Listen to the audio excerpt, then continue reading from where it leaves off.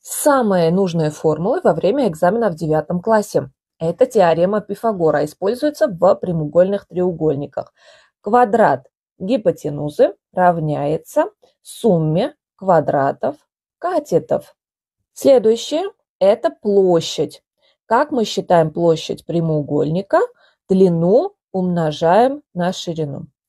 Периметр прямоугольника – это сумма длин всех сторон, то есть А плюс Б плюс А плюс Б. И следующее – это объем прямоугольного параллелепипеда. Чтобы найти объем, нужно умножить 3 величины, то есть ширина, длина и высота.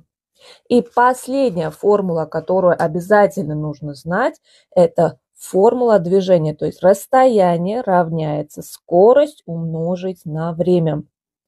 Вот и все.